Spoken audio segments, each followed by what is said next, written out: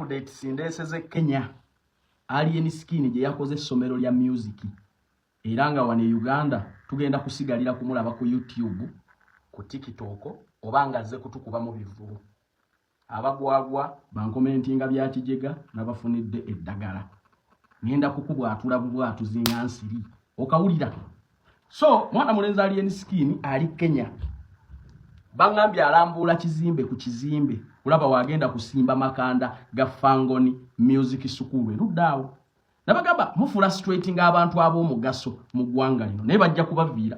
People can do business anywhere in this world. Olaba abantu basobola kuva mu America ne bajja wano ne bakola obugagga kati ate mu na Uganda ogende Kenya. Secondly, Ugandans, you should know countries azirimu amagezi zaniriza talent. Bulijjo mugamba naddala mu frustrating abantu nti yabalemeseza okutambuza struggle. Alien skin mwennyini aneegambidde nti bukyanga abalekera Uganda Museveni yali avuddeko. Mwagamba alien skin yeyekise mu kkubo lya mweri enkyukakyuka. Atutte ebbanga ng'eggwanga taliriimu.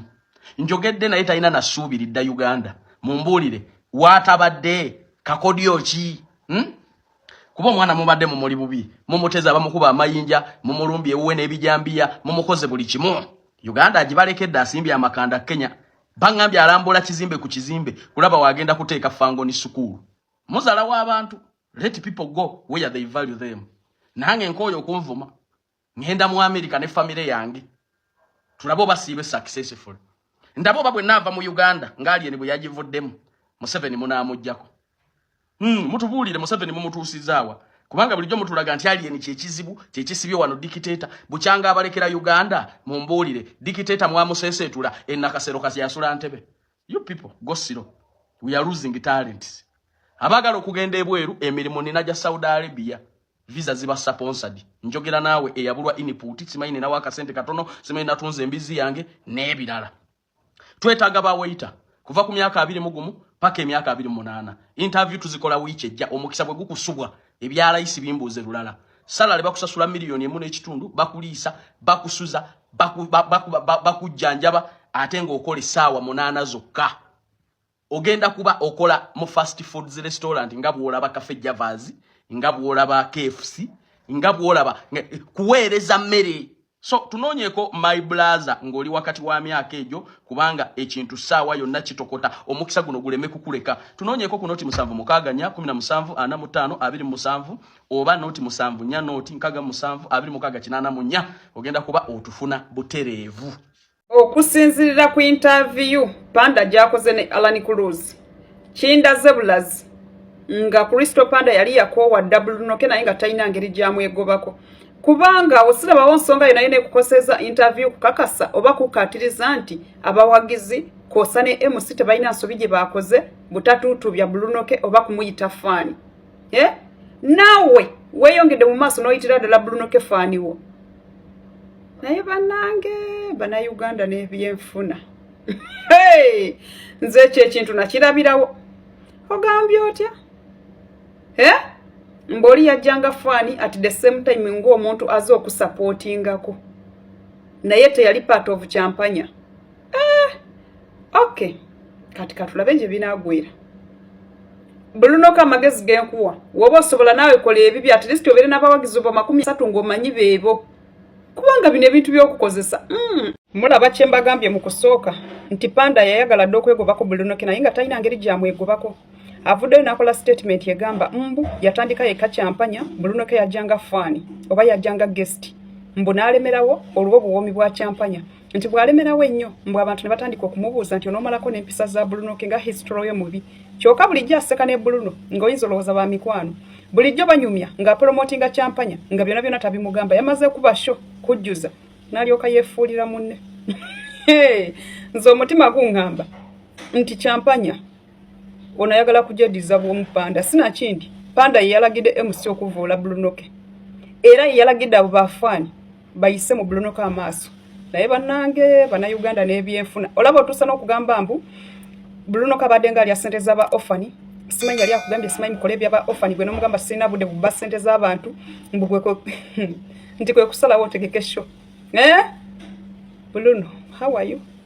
Choka Bruno alina engeri gyali kwakitinga mu machu enaku zino simutegeera talina kyayogerawo ndaba ali ya postinze mu bagenda ku hostinga Eddie Kenzo ku Champanya ate temutugamba mbu stanti bino bya ddala ba boy ba men bino bya ddala yenna alina chali wange lala ne mugamba Bruno K was used. I could see through each and everything. We saw it coming. Nina interview gender byeko Crystal Panda. Nga Crystal Panda is saying omogezi oba MC yali right okubera nga yali asoso wazaye because the show was his, not for the both of them. Nti show yali ya Crystal Panda yeye yakwata sente ze. His hard-earned money. Na akola share oba najjani idea ye yokola the Champanya show. Let me get one thing clear. If you're not an opportunist, oba if you're not a bad person, akoza sa abantu to earn on your own, then you would see the truth Jendi about to tell you. When people talk about the Champanya show, buli awulira nti Champanya show not only thinks about Crystal Panda but the both of you. Nagamba nti the show belongs to to Crystal Panda and Bruno K. So if you did come up with the idea, chandibadde kya buntu nnyo okubeera nga gwe wandibadde ogamba Bruno Coach tegeera kamalote kamo sente weti ne webati tukole show weti ne weti ne weti. Naye nze show enagwa nebeera successful njasooka nkwate sente zange ze nnateekamu nziteeke emabbali gana amagoba aganaavaamu njaga kwata tugagabanye. You're not supposed to be telling us all that BS of Simanya Crystal Panda is so Simanya Bruno K is so supportive, Bruno K supports people, Bruno K is so transparent, Simanya what. Don't tell us that BS. Because we supported the show, nga tulowooza amagoba agagenda okuvaamu mugenda gagabanira wakati, because that show was meant to be for the both of you. So sigwe kuleta idea ate ku kintu mwenna kye mulina okufunamu ate otandika okuclaiminga rights ku show nti eziringa ezizo wekka wakozesa linnya lya show. Automatically Bruno K has rights over the money that was raised mwekyo ekivulu, whether you like it or not. That was so lame of you. You're an opportunist. Then nakulide waliwo gundi joli mukola. Oyina engeri joli mukola interviews zino ngoli mukuba munakasa ate olabikanga atali mu kubakasa. I heard you saying abantu bali bagamba Bruno K muntu mubi simanya agenda kwononera erinnya abeera mu bakazi enoneri neri. Ani atakulaba ngo kyakola ezo show ze walinga omwali obana b'okusomero. Buno simanya mbusimanga ogenda n'obuuza abaana ebibuuzo nga wamenya abaana b'abandi mitima. Nga wamenya baana b'abandi mitima Crystal Panda. In different schools. Era singa ovaayo n'ogamba kati ba ex bange be nalinde ekinzeeko nga ndi ku show gundi ne gundi. Hey! Oyinza n'okuba gwe Aluteza Altaza. Wakyogerako ne ku show yo n'ogamba omukazi abeera n'omuvubuka nga tanneetereza.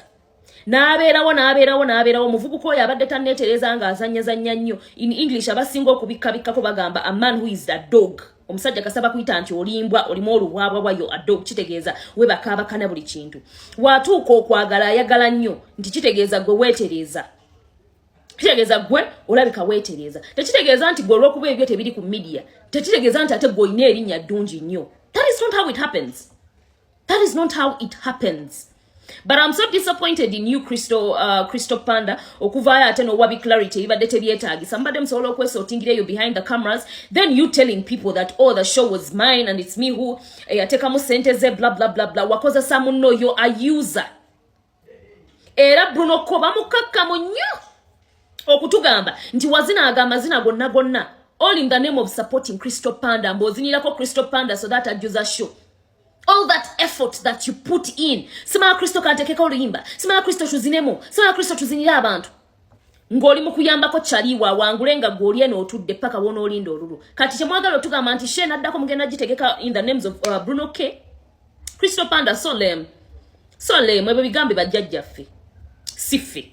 Kwata sente osasule muno oba badde tonamusasula ate makati.